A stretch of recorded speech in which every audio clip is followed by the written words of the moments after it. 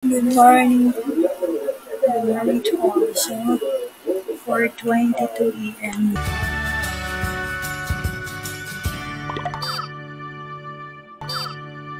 I wake up about 4 and 22 minutes ago. Nag-prepare lang ako ng coffee guys. Tinawag ako sa asawa ko. So, today, I'm gonna go to Manila. This is my last and final process. Drink muna ako ng coffee before ako alis. Before ako magbihis kasi paalis ako guys.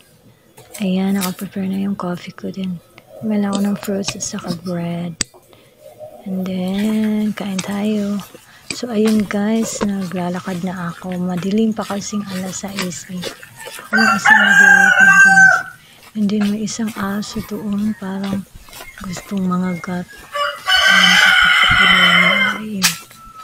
And then, ayan. Papunta ako ng bus station. Good morning mga kaligo. So guys, time na yan pupunta ng Manila. 6 a.m. Ano pala? Wow. Nalilim. 6:05.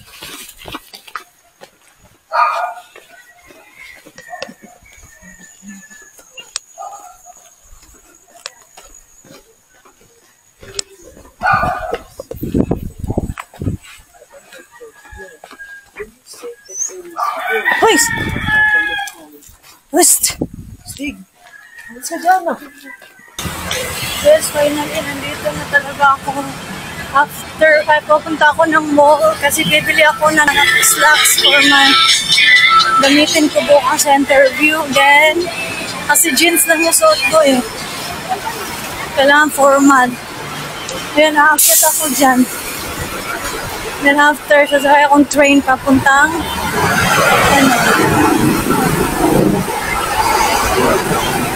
Ortigas. Doon ako kakapit.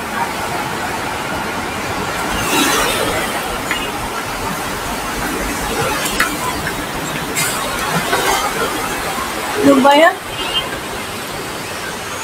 Dito nga area guys, may lalaking binabas ko sa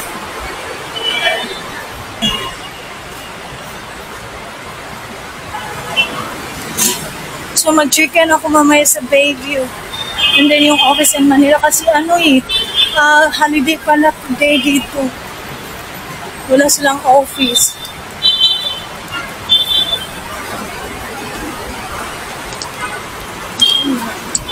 Diyan guys, aakyat ako. May mundo. Open up tayo.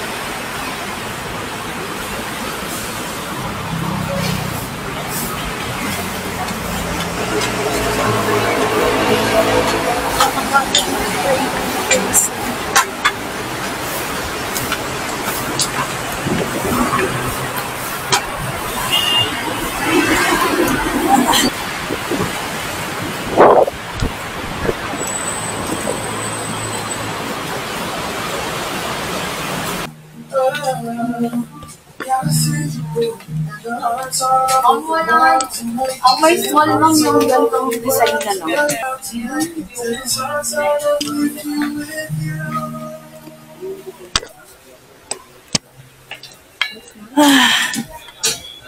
Pero kasi close yung Robinson. Doon sa nakakain.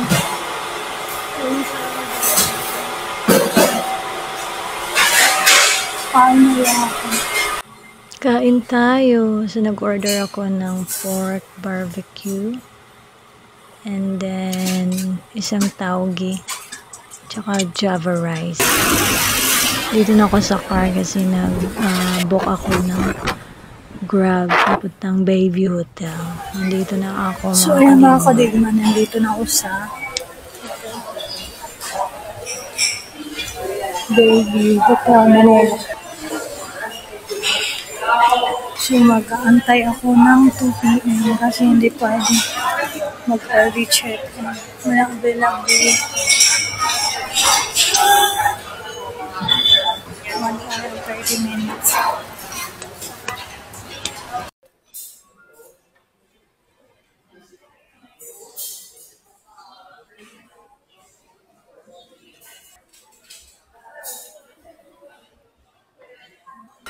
nakapag-terminal ko, ranking ko. Kasi, Sorry ha?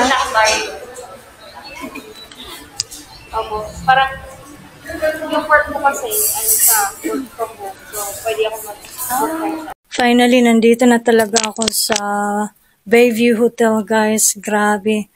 Nag-antay ako ng 2 hours kasi check-in talaga sa kanila as in straight 2 p.m. Walang advance. So, nag-antay ako ng 2 hours kasi nag-arrive ako dito 12. Then, after nag-check-in ako, kailangan pa ng authorization din. Magkaiba yung oras na sawa ko at saka dito sa Pinas. And then, dinirestorbo ko yung tulog niya guys. Na-shock din siya. So, kasi hindi ako pwedeng magstay dito kung walang authorization. Hindi nila na-accept. So, kailangan talaga. And then, nandito na talaga yung lahat ng mga papers ko kailangan bukas sa unseen. Hello. Hindi ko alam kung ano ang aircon. Ito lang pala guys. So, ayan, lalamig na to.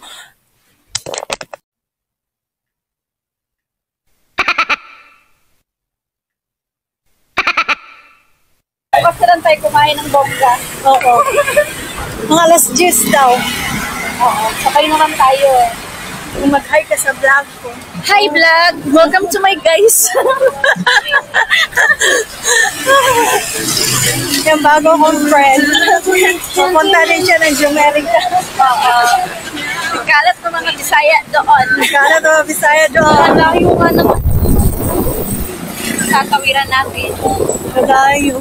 Tanungin natin yung security kung Pwedeng tumawid na. Pwede diretso doon. Kasi pag ano, hindi ako busy. Wala pa naman masyadong ano yan. So dapat, sabi ko bago pa ako kailangan nakaayos na.